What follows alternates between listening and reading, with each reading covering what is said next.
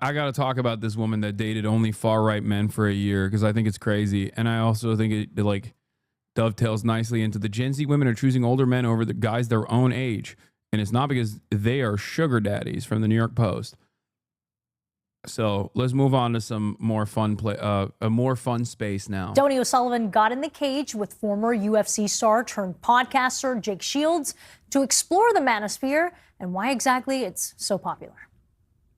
They speak liberal, they have liberal friends, and then they go online and they are a white supremacist. This is Vera Papasova. She spent the last year dating far-right men in New York City for a story for Cosmopolitan magazine. They're the most insecure men I've ever sat down with. Yeah, no shit. It was really difficult to have some of these dates because they were so insecure, because they don't really know who they are and they don't know how to figure that out. She said the men she dated got all their news and information from the so-called manosphere. They did not listen to anything else. They're only listening to independent. Bro, I'm going to be honest. This is also a part of the vibe shift that I've been talking about. Okay. This is also a part of the vibe shift that I've been signaling, that I've been talking about as well. I see a lot of fucking TikTok posts nowadays absolutely fucking ripping apart these ugly ass manosphere podcasters that get their rocks off being horrible to women in general. They're like, you just gotta be fucking ruthless. You gotta tell a hoe she's a whore. Yeah, like that kind of shit. Scaring the hoes. Media, and they're only listening to men talking to men.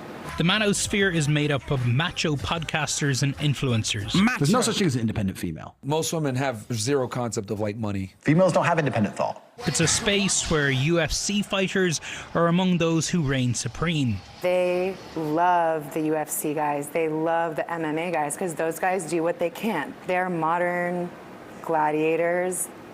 They're badass. Badass like Jake Shields, a former UFC star turned podcaster. Sorry. Now I'm starting to feel nervous. Thanks for having us. Yeah, of course. Who I met at an MMA gym in Las Vegas. Like all great MMA pros.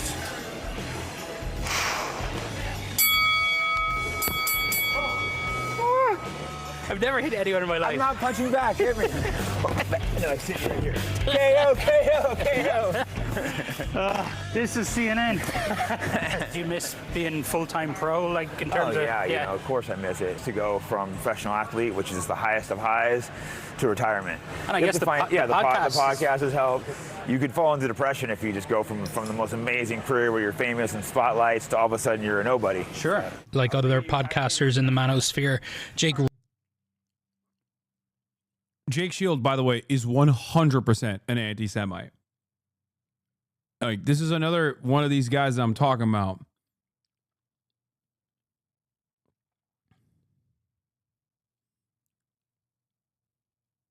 Just so you know.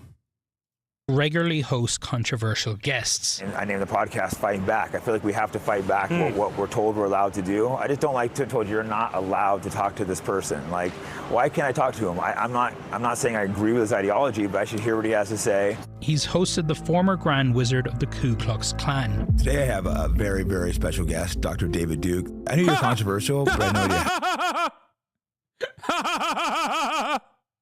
Yo, what the fuck? Oh my God. Oh, that's awesome. That's so funny. He's like, oh yeah, controversial guy, Jake Shields. Very special guest today, Adolf Hitler. That's right. What's up, guys? I have a very special guest today, Dr. Mengele. Ideology, but I should hear what he has to say. He's hosted the former Grand Wizard of the Ku Klux Klan. Today I have a very, very special guest, Dr. David Duke. I know you're controversial, but I have no idea how controversial. And Tom. Yeah, you're telling me this guy is anti-Semitic? Stop.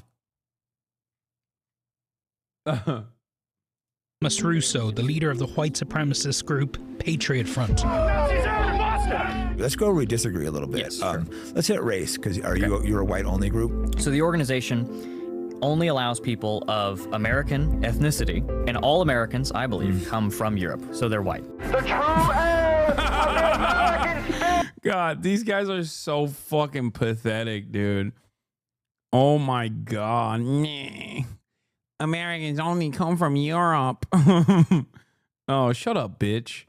Yeah, no, I understand and talk to these guys, but I've also not brought anyone hateful. If I do, Like, think, dude. Think it thoroughly, okay? Think through your statement. In my estimation, Americans only come from Europe. Okay. It's weird. I'm going to be really, really on top of them. But so you saying that you haven't brought someone hateful on, right? People will say, well, you brought on a Grand Wizard of the KKK, you brought on Patriot Front. Yeah. They're hateful. No, I think those are excellent questions, but if people go and watch the actual interviews, I think they would be like, oh, this guy's not near as hateful as I thought. If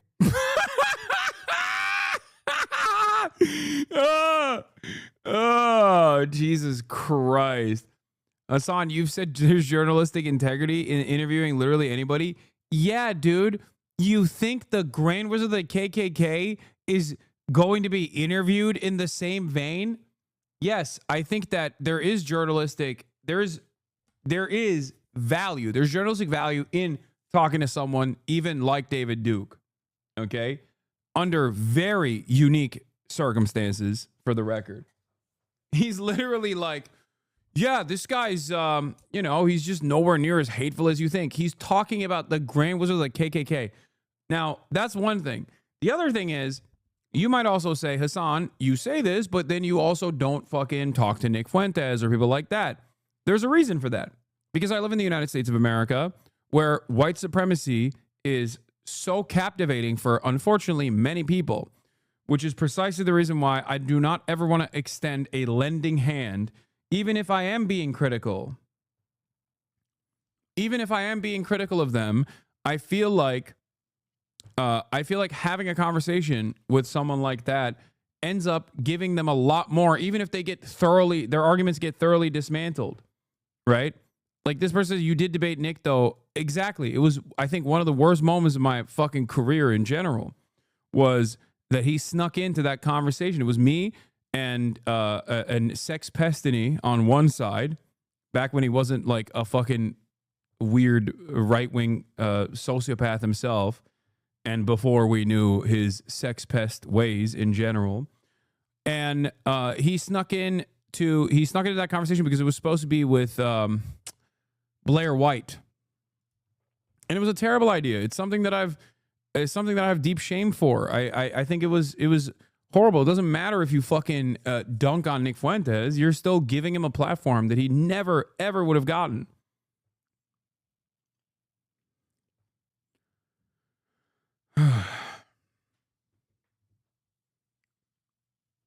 Do you regret the Andrew Tate convo? No, I don't regret the Andrew Tate convo, because Andrew Tate had already reached a level of prominence by the time I talked to him, with very little pushback up until that fucking point. Like, there was no there. Like, do you understand the difference? Like, of a guy who is, first of all, straightforwardly a neo-Nazi. Andrew Tate has said a lot of anti-Semitic Holocaust denial shit too. Now, he hadn't back then, but it doesn't even matter. Andrew Tate already had reached maximum level of popularity and had not gotten a single fucking ounce of pushback up until that very moment.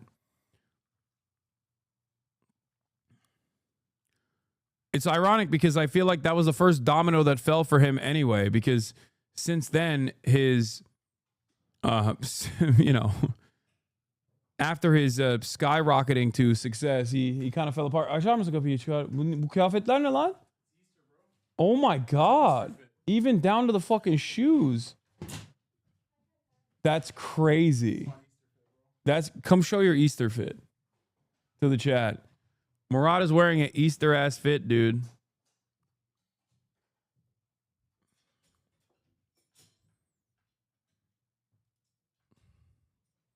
Show your shoes too. I don't know how this works. Oh, you touched the dude. That's crazy. Oh, you touched the door. It's gonna. Never mind. It's fine. It stayed. All right. What are you watching? Don't worry about it. Dude, every time I come by you, you're watching something incredibly political or incredibly like. Yeah, because I'm testosterone riddled. if I expect it. But Vera says hate isn't what the men she dated were really looking for. One of these guys brought me to a political meeting. And did they talk about politics? Barely. They talked about, it was a bunch of men complaining about girlfriends and wives, regurgitating Andrew Tate type of advice about how to train your girlfriend, how to train your wife to be submissive. And so this group was supposed to be a political group, but they're talking about relationship problems. And the fact that that's what most of the time was spent on, you don't need to be a neo-Nazi. You need therapy. The appeal of Jake's podcast speaks. Also, Andrew Tate is kind of a dumbass when met with real pushback like you gave, whereas Nick is especially sinister because he's fairly eloquent and makes groyper converts from his appearances. Nick's just a cancer. You just need to just attention starve. Yeah. To a need among young men in this country that Vera... It's evidenced by the fact that regardless of being a fucking horrible monster, a genocide defender, and an overall sex pest, and a huge Zionist, Destiny is a decent debater. And all of his back and forth with Nick Fuentes only benefited Nick Fuentes' career. And he knew that too, by the way. He talked about how he elevated Nick Fuentes' career famously, if you guys recall. Remember when he complained about how Nick was giving him too much pushback, despite the fact that he had actually put him on the map? His own words, by the way. Sex Pestini's own words, not mine.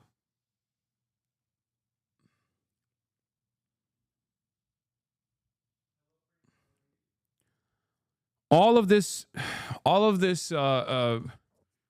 like all the way from Andrew Tate or any number of different like light right-wing accounts, all the way down to like the worst of the worst, the Jake Shields and the fucking Nick Fuentes of the world, like they all are on the same pipeline. Why are you so cruel towards broken men? I'm not. A broken man has the opportunity to fix himself and become a better person. I'm cruel to those who make it everybody else's problem. I'm cruel to broken men who, in their broken male status, turn around and attack everybody viciously.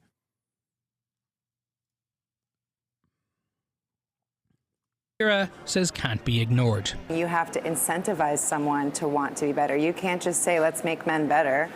The thing about these guys is their biggest support system is online, but that also is very isolating, and isolation is what breeds hatred. Groups like Patriot Front offer community, but community based on racism and hate. People have to really think about, do you have the capacity to talk to people that you don't agree with? Because that one nice conversation you might have might change someone's day enough to not have to seek out help in an online support group, which is actually a bunch of white supremacists using political beliefs as an excuse for how they feel. Tony O'Sullivan is here. Asman is pretty isolated. Brother, I've tried to reach out to him many times, as you know. Don't act like, I mean, people yelled at me so much. You'd be like, why are you so charitable to Asman Gold? Here with us now, Tony. I'm so glad you've done this special. There's so much intrigue around this issue of the manosphere. And in fact, Trump is going to the UFC tonight. How big of a role does the sport play in the manosphere? Hey, Isabel. Yeah, and look, we should point out at the start here, there's tons of guys who are fans, and some women as well, who are fans of the UFC. I have many friends who are fans of the UFC. It certainly does not mean, you know, that if you are a fan of the UFC, you are falling sort of down this rabbit hole of hate and white supremacy and everything else. But what we are seeing is that there is this sort of, there is this crossover. The UFC is playing a greater and bigger role, really, in American life. Joe Rogan, who's the world's biggest podcaster, is a UFC commentator. Dana White, who is the founder of the UFC, is a prominent Trump supporter and was recently appointed to the board of Meta by Mark Zuckerberg himself, another big MMA and UFC fan. And actually fighting tonight in Miami, Trump is going to the event. We're not sure if he'll be there for the earlier fights, but fighting tonight in Miami at the UFC event is a fighter by the name of Bryce Mitchell, who recently set up a podcast of his own, and on his debut episode a few months ago, he said that Hitler was a quote-unquote good guy or a great guy.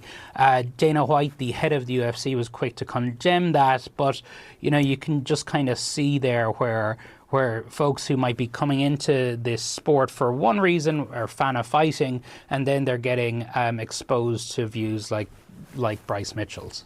Andrew Tate is currently living on borrowed time. The once self-proclaimed top G is looking more and more desperate with each passing day, scrambling to hold on to whatever influence he has left. From pump and dump crypto schemes to literal pyramid schemes. Over the past few years, he's used every scummy tactic he could think of to maintain his image of a successful man. Unfortunately for Andrew, the walls are closing in faster than he can react. Hi, I'm the Internet Anarchist. I create weekly YouTube documentaries and Gen Z boys like the idea of being an appearing mask. The UFC MMA got some of the most yoked guys whose entire job is to appear hyper masculine. That's why it's so easy for them to just make a career saying the craziest shit. They have the excuse that they're only the true mask guys.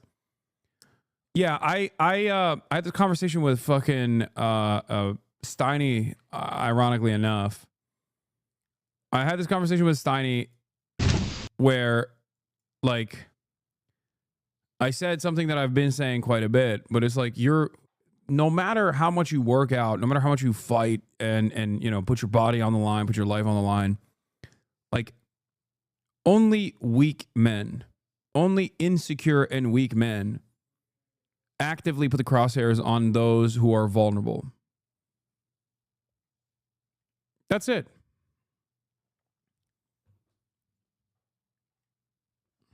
That's it. Like, you can be the strongest dude of the UFC, but to me, the moment that I see you talking about people who have been ruthlessly shit on. Wait. You said Asman. This guy said Asman is way better than you. Okay, hold on. Here it is. I unbanned him. And the response from Sonny Adriano was this tweet. Is dried blood from when my teeth would bleed overnight. I just wipe it on the wall when I woke up so I didn't have to get out of bed.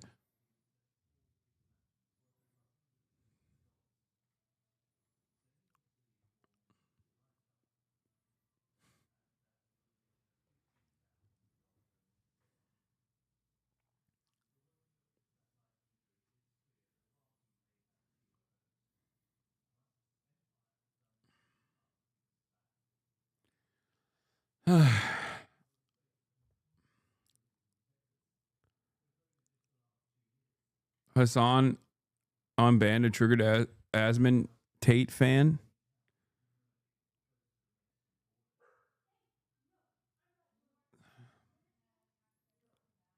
If anything, the more physically strong you are, the more you need to show that you are gentle and be aware of how you are. You have that natural intimidation and physical advantage. True masculinity is being a gentle, giant, protector type. Yeah, that's why I think it's so funny whenever motherfuckers will like stress the fact that I dressed up in a maid outfit. Like, whenever they're like, dude, I can't believe you did that. It's like, yeah. Did it change my stature? No. You know what I mean? I'm not afraid of doing shit like that because I'm not a baby.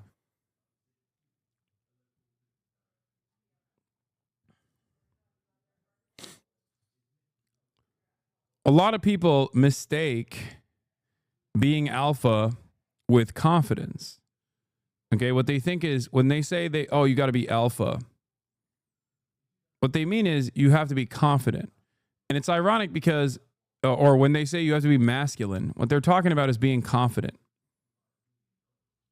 And it's funny because these guys are the most insecure people. That's why they put on a farce. They put on a show.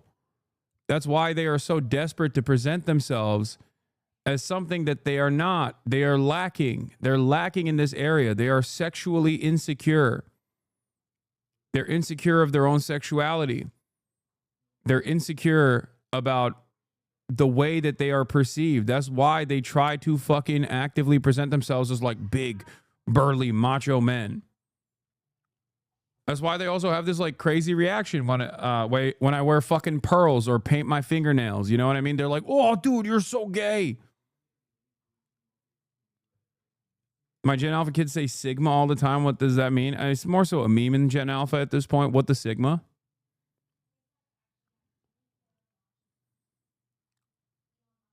That's it. How can I be more confident? I'm extremely insecure and it shows all the time and I'm so tired. Well, first of all, it's because you're insecure that you think it shows that you're insecure to other people. It most likely doesn't.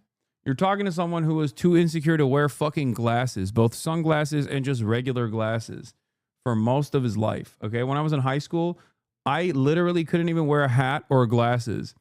I've talked about this before. And the reason why I couldn't wear a hat or glasses was because I thought people would fucking look at me whenever I wore glasses outside, sunglasses. People would look at me and go, look at this fucking loser. Why is he wearing sunglasses? That's how fucking insecure I was. That's how insecure I was. I couldn't even wear sunglasses, dude.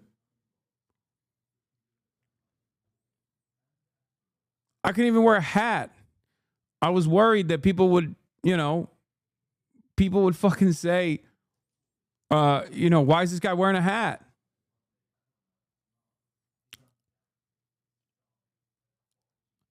Now, what helped me get over that was, I guess I basically trained myself when I went outside. I looked at my own interaction with other people around the world. Okay? Because you weren't making money and it affected you more. What are you talking about? I'm talking about in high school, man. The fuck? What money making are we talking about? Some of y'all are so lost in the goddamn sauce. I can't even talk about fucking insecurities that I experienced growing up without people being like, nah, it's the money that saved you. No, I was fucking, I was a very confident person when I was dead fucking broke. It's just I grew up. And I'm going to explain to you how I worked through this. Okay? Let me tell you how. And you can take this home with you. Take it to the bank. When you go outside, do you notice other people wearing glasses? Do you notice other people wearing sunglasses? No, of course not. You don't. Because everyone's worried about their own shit. Why the fuck? It would be really weird if you, when you went outside, if you were looking at people and like what kind of glasses they were wearing and going, why is that guy wearing sunglasses? No, you immediately go, I don't give a shit. You're like, you don't even think about it. I trained myself into realizing that like it's in my mind. It's me. I think everyone is looking at me. No one is looking at me. Just like I'm not looking at them. Everyone's worried about their own shit. Even if I notice someone wearing glasses, I don't care. That's how it works. And as far as like gaining confidence goes, that's one way that you can. That's one way that you can figure out whether or not your insecurities are just like completely fucking. Your insecurities are just in your own mind, and that constant fear that other people are noticing your insecurities is unironically clouding your judgment and also shaping your interactions with other people, which is why those interactions are nowhere near as positive as they could be. That's number one. And also, the way that you develop confidence is by setting goals for yourself and achieving said goals. That's why I always talked about in every chat advice, the importance of setting long-term goals, midterm goals, and short-term goals. Midterm goals that help you achieve those long-term goals and short-term goals that help you achieve those midterm goals. It takes time. It doesn't happen overnight. But the more you achieve goals that you set for yourself, long-standing goals that you set for yourself, the more confidence you build. Because you recognize that you do have the power to change, to shape certain things that you have control over. That's it. That's what helped me become the person I am now. That's why I care so much about working out and training and always urge others to do so. HasanAbi, you hurt my feelings. At least admit that. What is going on here? Why do you treat chatters like children? Why do you hurt me? It's not super important, but you did hurt my feelings. I know this is besides the point, but you made me feel poorly. I don't want to derail your train of thought, but you, sir, have slighted me, and I demand you say sorry. Say sorry for your transgressions. How bloody dare you? Why are you so mean to your chatters? Why do you treat chatters like children? Repent your transgressions towards